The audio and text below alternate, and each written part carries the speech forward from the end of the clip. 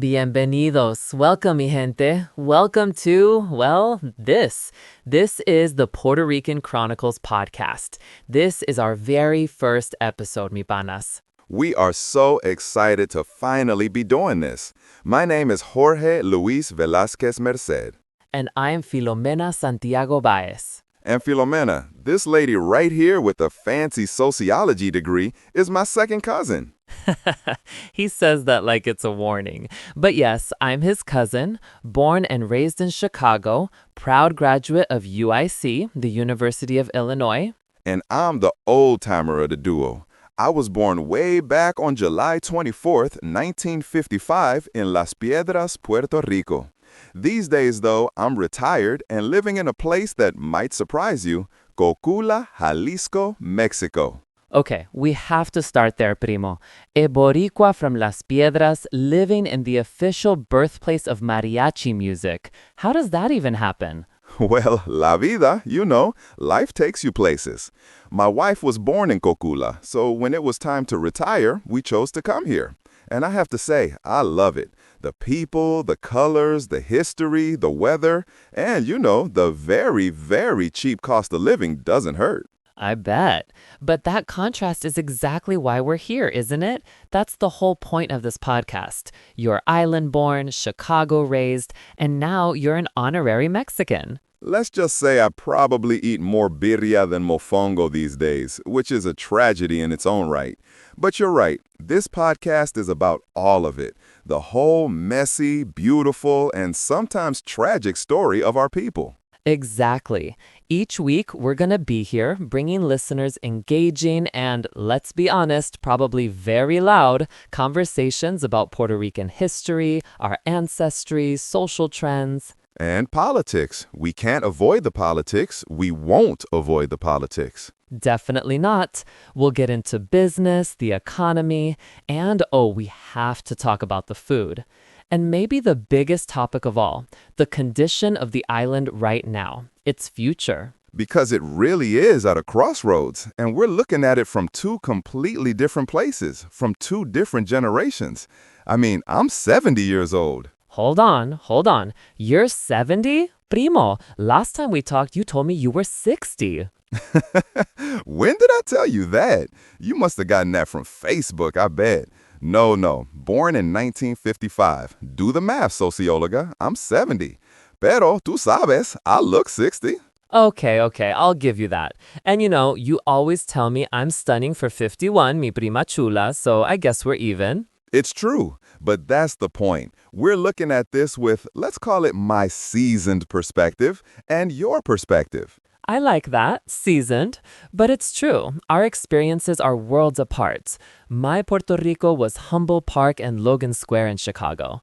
My Puerto Rico was my mom yelling at me in Spanglish to clean my room. It was the sound of salsa music shaking the floorboards of our two-flat apartment on a Saturday morning. And you were trying to figure out where you fit in. Completely.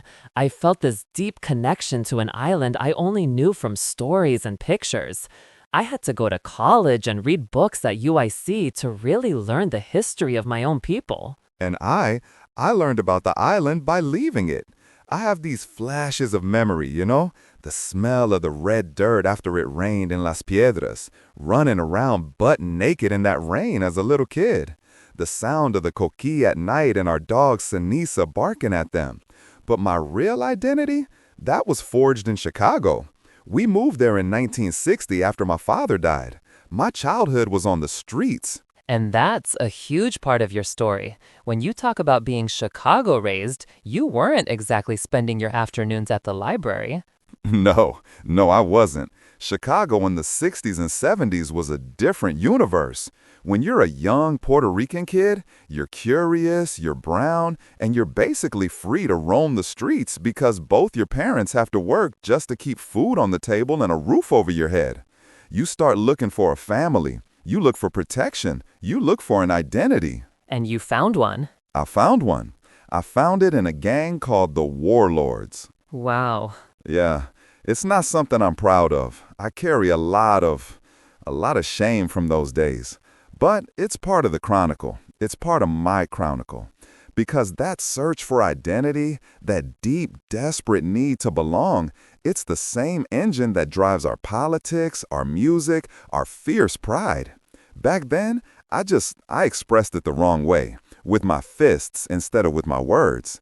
I admit, I was a bully, but at least I can say I never committed a crime. See, that's what fascinates me, the sociologist in me, I guess. You were living the identity I was studying in a classroom. I was writing papers on subcultural adaptation and marginalized identity formation. You were just surviving. We called it survival. You call it a thesis. But that's exactly why we need both perspectives. We need the lived experience, the scars, and we need the academic view to help us understand why it all happened. And why it's still happening, just in a different way. You look at the island now, Jorge. We're in the middle of what some people are calling the second Great Migration. But this isn't like the 50s and 60s. People aren't just leaving for better jobs anymore. No, they're fleeing. It feels like they're fleeing. I was there last year, and driving outside of the big cities, outside of San Juan, outside of Ponce, Filomena, it's devastating. You see schools just sitting there empty, houses just rotting with the jungle taking them back, graffiti everywhere, piles of garbage on the side of these beautiful mountain roads. It is not the island I was born in. It feels hollowed out. And so many people who are still there are just stuck. They're relying on government assistance because the jobs that exist are low-wage tourism jobs, and all the other jobs, the factories, the professional careers, they're gone.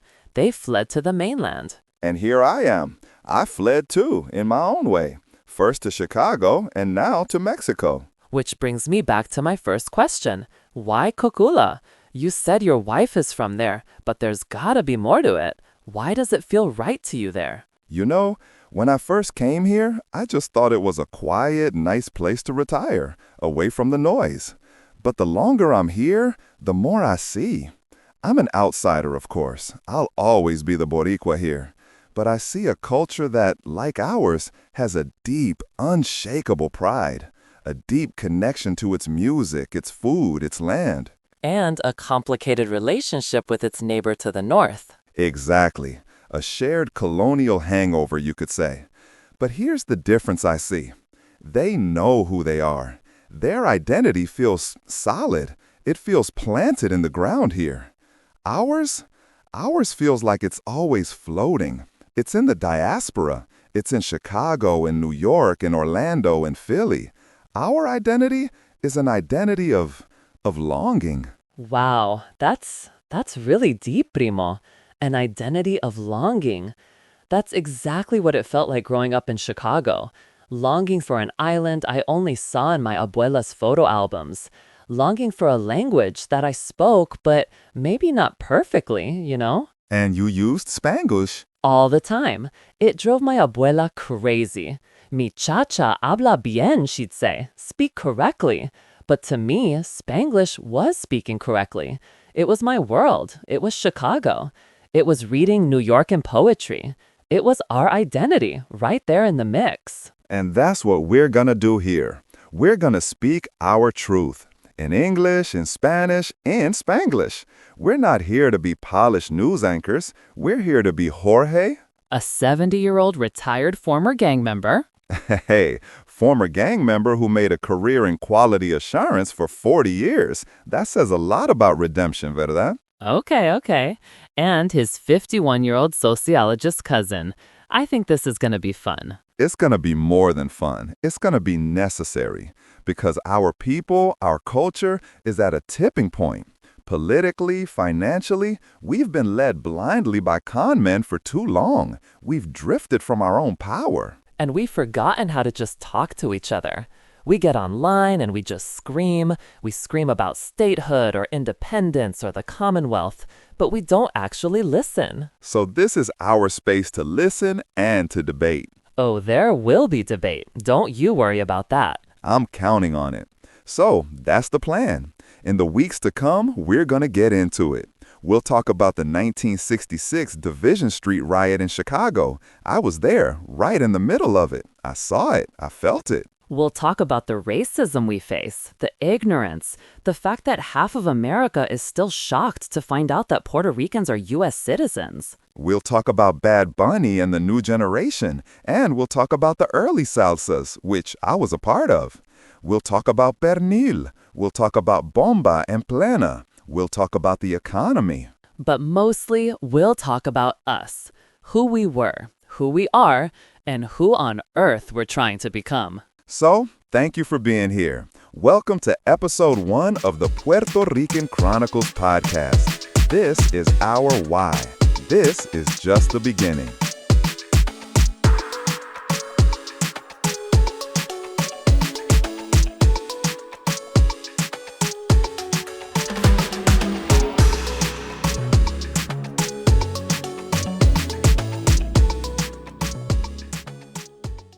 Hey, ¿qué tal, mi gente? Welcome back to the Puerto Rican Chronicles podcast, the show where we unpack the beautiful, complicated, and delicious reality of being Boricua. I'm your host, Jorge, beaming in from Jalisco. And I'm your other host, Filomena, holding it down in Chicago. Jorge, today's topic is a big one. It's something we get asked about all the time, especially with the rise of those DNA tests. Ah, yes, the little tube you spit in that tells you you're 25% this, 10% that. We're going deep today, folks. We're talking about identity, what it means to carry the story of the Taíno, the African, and the Spanish in our blood. Exactly, because being Puerto Rican is so much more than a pie chart. I mean, look at my neighborhood here in Chicago. The Puerto Rican and Mexican communities live side by side. We intermarry. We go to each other's quinceañeras. I know that world well. Right? It's the same recipes, just with different seasoning, same pride, different saints. We blend, we mix. It's what we do. Sí, pero you nailed it. And you know what? That's DNA too. Adaptation. We mutate to survive, not just genetically, but culturally. We absorb, we remix, we create something new. Mira, that's why I can dance salsa, eat vegan pasteles, and curse in 3 different languages. It's evolution, baby. There it is. Scientific proof that Puerto Rican evolution is alive and well. You're a walking, talking, cursing experiment. I'll take that as a compliment. But you know what really bugs me, primo? When people get their DNA results back and they romanticize one part of it while ignoring the others. It's this selective pride. Oh, I know exactly what you're talking about. Suddenly, everyone is claiming Taíno royalty. They get a little sun symbol tattoo and call it a day. Yes, they focus on the Taíno part and completely ignore the huge African and Iberian pieces of the puzzle. It's like they want the cool aesthetic without the history. Exactly. You can't cherry pick your ancestors. It doesn't work that way. If you truly want to honor your Taíno heritage, you have to do it through the values, respect for the land, community agriculture, the equality of the sexes that was present in their culture. It's not just about the aesthetics. You just hit the nail on the head.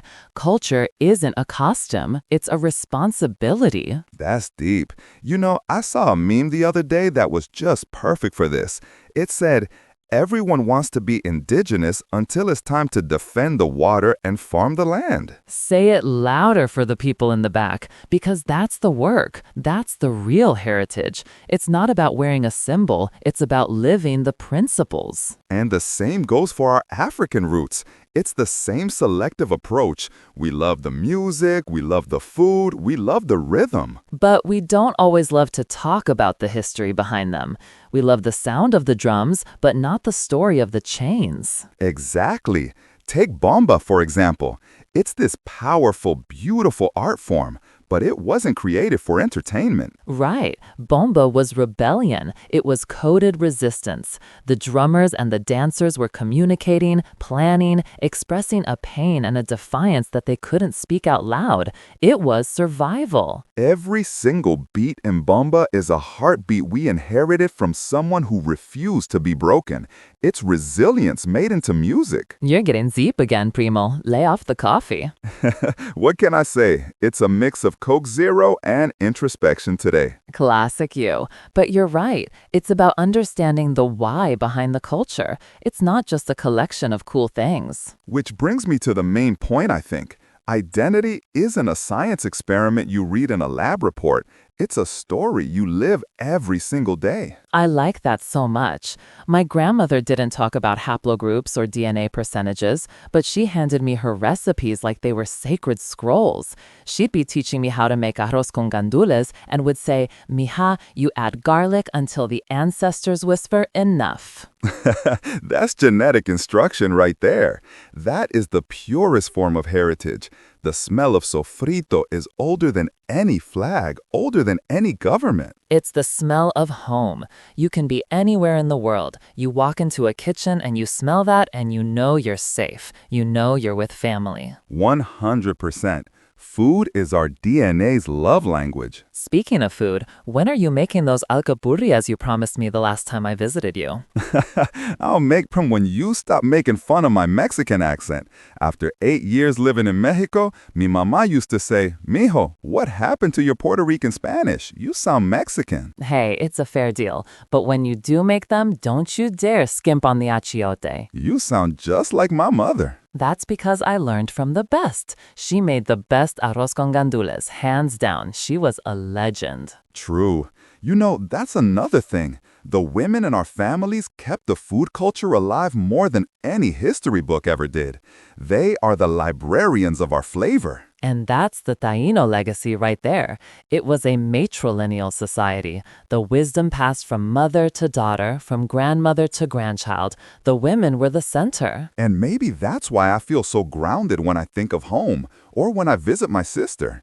It's not about the geography anymore. It's about the memory, the feeling. That's beautifully said. For me, home is wherever people sound like music when they talk. You just described every single Puerto Rican family dinner in existence. Exactly.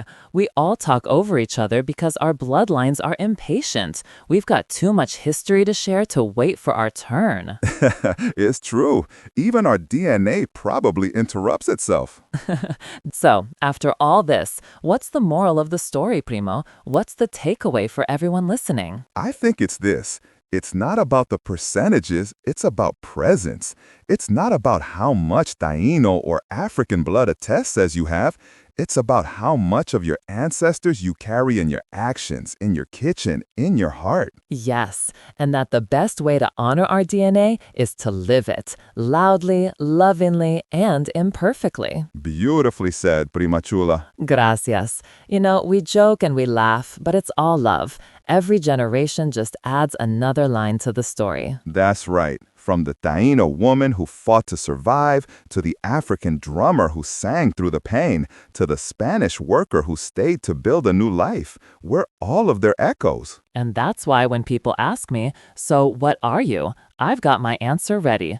I just said, I'm a Caribbean experiment that worked. That's perfect. Absolutely perfect. So, mi gente, whether you're in San Juan, Chicago, or sipping tequila somewhere near Jorge and Jalisco, remember this. Your DNA is your story. Don't just wear it, live it. Well said. And on that note, get ready because next week we're going somewhere even spicier. That's right. Next week, we're tackling the 3 Ps: politics, pride, and protest. We're opening the lid on colonial politics, corruption, and why Puerto Ricans argue about political status like it's the last plate of pernil at Christmas dinner. And that's saying something because our family dinners can get loud. Loud? Jorge, I saw you flip a pastelón once because somebody said statehood was progress. That was passion, Filomena, not aggression. There's a difference.